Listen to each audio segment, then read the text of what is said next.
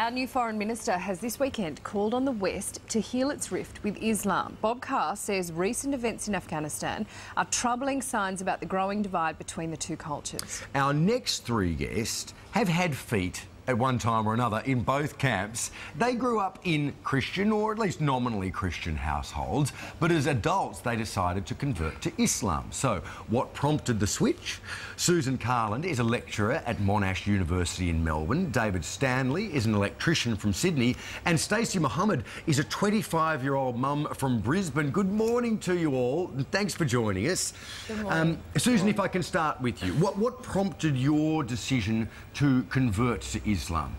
I think I was a teenager when I became Muslim, and I think it was when I was a teenager I started just to have big questions about life, the universe and everything, and I started to explore lots of different answers to those questions, and much to my surprise Islam seemed to be the one that continually came back to me with the answers that made the most sense to me. So eventually, yeah, when I was 19 I decided to convert. You say you were nominally Christian beforehand. Was your faith always a strong part of your life? Yeah, absolutely. I knew that I always believed in God, and I was raised in a household where we did go to church and those sort of things, and so it was always a very big part of my life and always a very positive part of my life. But I think when I was in my teens, I just started to wonder if I believed what I did because I thought it was true, or if it's just what I'd been raised to believe, and that's what sort of prompted the outward exploration, I guess. Mm. OK, this is really interesting. David, describe your life before you converted to Islam. Typical young Aussie guy. Used to go out and, drink, smoke, have fun, just do crazy things. Also, I used to be quite a racist. Yeah, right. Yeah, and I didn't like Muslims at all. What did you know about Muslims before you became what I thought I knew about Muslims? OK, so firstly, what I thought of Islam is I actually thought Islam was a place, and Muslims came from this place, and they hated everyone, and whoever wasn't a Muslim, I thought they wanted to convert them, and that was it. They're all from Islamabad.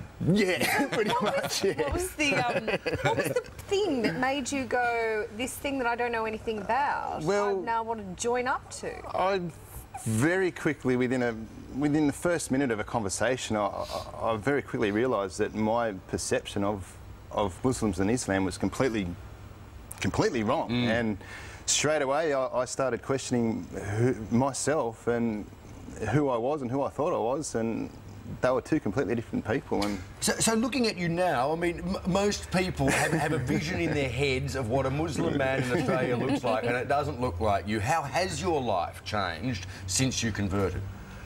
More on a personal level, physically, like looking after myself a bit better, not drinking, not smoking, which I really wanted to fix up quite some time prior to that, but I just needed that initial kick. And just being a better person, not judging people the way I used to and denied that I did.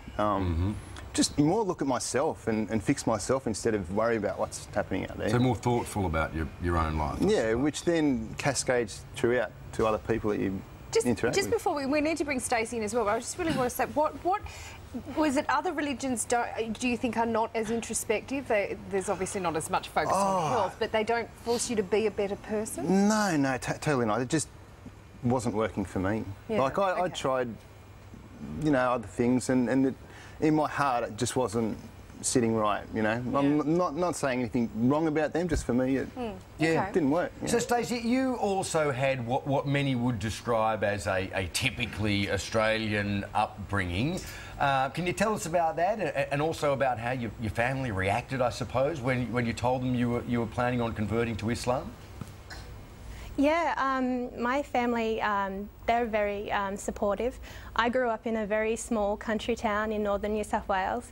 I had a great upbringing. I had a loving family. I'd say I was probably agnostic.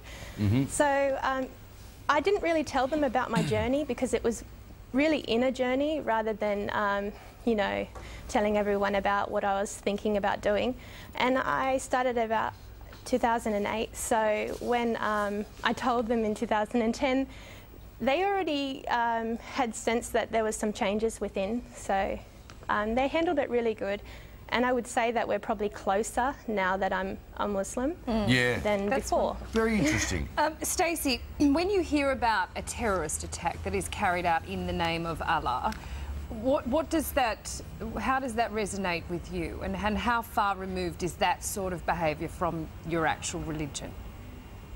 I feel sad because I would feel sad if any innocent person died overseas or here. Doesn't matter what religion, any innocent person's death is quite sad.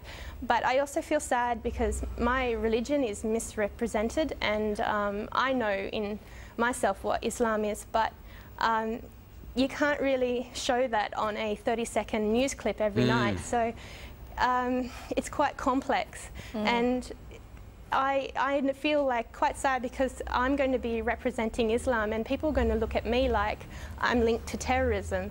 So that's not how I want my life to be and how I want my son's life to be when he grows up. So it's quite sad. It's interesting, isn't it? You know, the media and in fact the public, I think, concentrate on the excesses of a particular group of Muslims, regards to the treatment of women, for example, regards to you know, terrorist activity.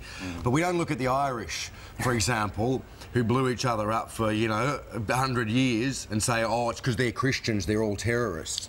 You know, we don't look at people in the deep south of America who have a very strict attitude towards the place of women in their house and feel fearful of them because of the way they treat their women, you know.